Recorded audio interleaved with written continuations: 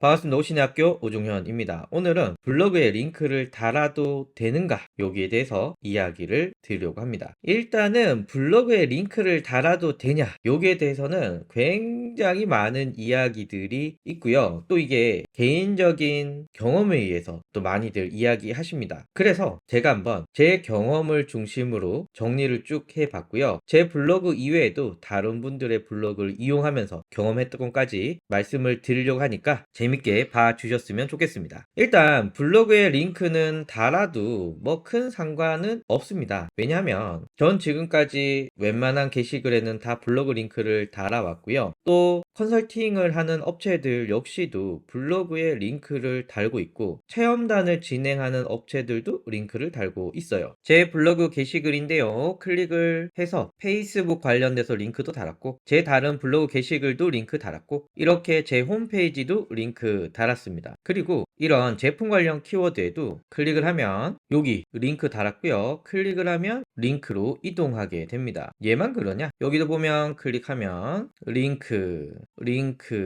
또 이런 링크들 달았고요. 다른 게시글도 클릭해 보면 이렇게 하단에 구매할 수 있는 링크를 넣었습니다. 그러니까 현재 이 상위에 노출이 되어 있는 블로그 글들 중에 링크가 물론 없는 것도 있지만 또 링크를 넣는다고 상위 노출에 문제가 생긴다? 라고 볼 수는 없습니다. 자, 그리고 어떤 분들은 링크를 넣으니까 네이버에 좀 미안하기도 하고 괜히 네이버에 찍힐 것 같아서 3개 정도 링크 없는 글 쓰고 그리고 링크 있는 글 쓰고 또 3개 정도 링크 없이 쓰고 또 그 다음에 링크 넣고 또 3개 링크 없는 글 쓰고 그리고 또 링크 하나 넣고 이렇게 쓰시는 분들도 있으신데 모든 게시글에 링크를 넣어도 뭐 블로그가 바로 죽느냐 뭐 블로그가 죽느냐 이런 문제는 없는 것 같아요. 왜냐하면 링크 여부로 좋은 글과 나쁜 글을 판단하지 않기 때문입니다. 그래서 링크가 있다고 나쁜 글, 링크가 없다고 좋은 글 이렇게 판단하지는 않아요. 제가 다음 영상에서 이런 얘기 해볼 건데요. 좋은 글과 나쁜 글, 상업적인 글과 비상업적인 글 뭐 이렇게 한번 구분해서 말씀을 한번 드려보려고 하고 일단 여기서는 링크를 넣었다고 이거 나쁜 글이네, 링크가 없다고 좋은 글이네 이렇게 판단하지 않는다. 그리고 솔직히 말해서 블로그 마케팅을 할 때 이 링크는 성과 측정에 매우 중요한 역할을 합니다. 블로그에서 링크를 클릭하고 내 홈페이지에 왔다. 그리고 어떤 행동들을 했느냐. 요것은 블로그 마케팅의 핵심이고 검색 광고 이상으로 좋은 성과를 내는 부분이기도 합니다. 그런데 만약에 블로그에 링크가 없어. 그러면 블로그가 상위 노출이 됐어. 그러면 사용자들이 이거 보고 네이버에서 검색해서 다시 내 홈페이지에 들어오는 이 과정이 추적하기가 굉장히 어렵습니다. 그렇기 때문에 블로그 마케팅의 가장 좋은 성과를 측정하는 방법은 링크를 넣는 방법이다. 다만 왜 사람들이 링크를 달아도 될까 이런 고민을 했을까라고 생각해보면 링크를 달아서 죽었던 사례들이 있기 때문입니다. 그래서 대부분의 링크는 괜찮지만 요런 링크는 사용할 때 주의해라. 안 썼으면 좋겠다. 요런 링크들이 있는데요. 그 이야기 한번 해볼게요. 일단 피해야 할 링크 대표적으로 질이 낮은 글들이 대규모로 올라오는 사례는 피해야 됩니다. 예전에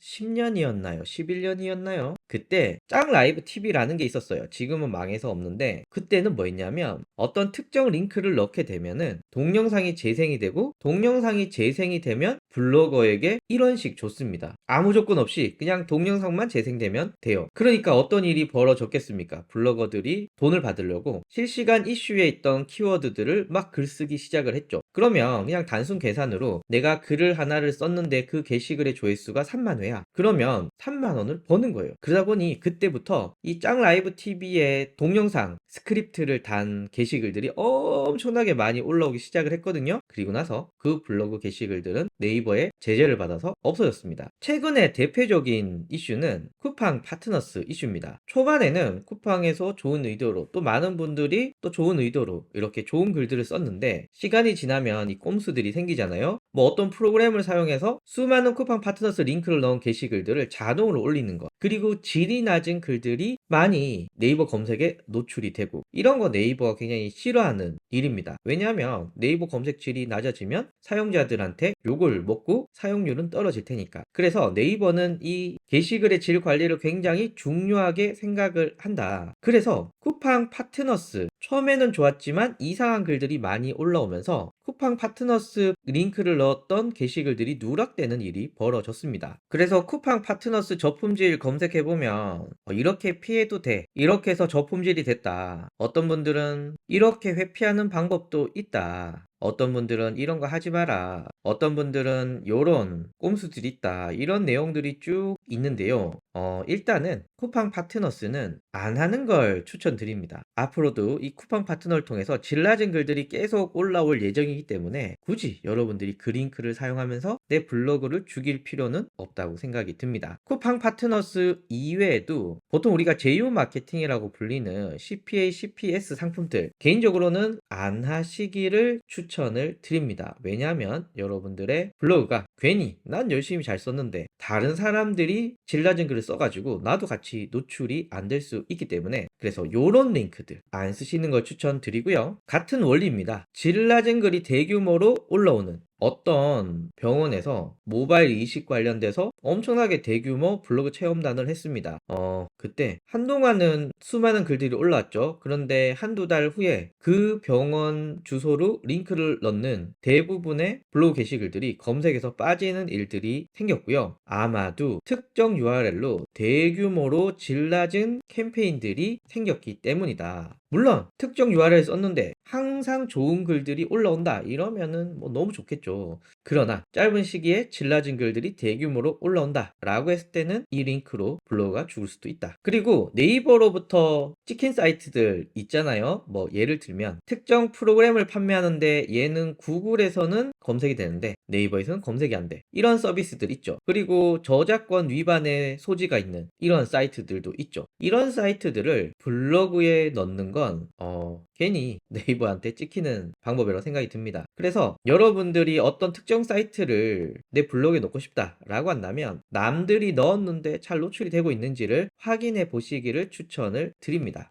마지막으로 포워딩 사이트인데요. 이 포워딩이 뭐냐면 블로그에서 나는 분명히 A 사이트로 갔는데 원래 A 사이트에 있어야 되잖아요. 근데 자동으로 B 사이트로 넘어가는 거예요. 이걸 포워딩이라고 합니다. 그러니까 블로그에 남긴 주소는 A 사이트인데 실제 사용자가 간 건 B 사이트야. 이 사용자를 낚은 거잖아요. 쿠팡 파트너의 회피 방법들, 이렇게 내 홈페이지가 네이버에 찍혀서 네이버에 잘 노출이 안 될 때 이런 분들이 많이 쓰는 게 이 포워딩 방법입니다. 이건 역시도 네이버한테 찍힐 수 있기 때문에 포워딩 사이트의 링크라면 사용하지 않기를 추천드립니다. 제가 여러분들한테 주로 이야기하는 것 중에 하나가, 만약에 여러분들이 정상적인 환경에서 블로그를 운영한다 라고 한다면 뭐 큰 문제는 생기지 않는다. 링크도 마찬가지입니다. 정상적인 활동을 하신다면은 이 링크 걱정하지 않아도 됩니다. 그러나 이 링크로 인해서 네이버에게 질 낮은 글들이 계속 생성이 된다, 쿠팡 파트너스처럼, 이렇게 되면은 이런 링크는 제재 대상이 될 수 있기 때문에 여러분들의 블로그에 안 쓰시기를 추천드립니다. 뭐 회피 방법이 있고 뭐 이렇게 돌리면 된다 라고 했는데 사실 그거 말고도 블로그로 돈 벌 방법들이 너무 많기 때문에 굳이 쿠팡 파트너스를 블로그에 넣으면서 목숨을 걸어야 된다, 뭐 이런 생각도 듭니다. 그래서 정상적인 환경에서는 걱정하지 않아도 된다. 감사합니다.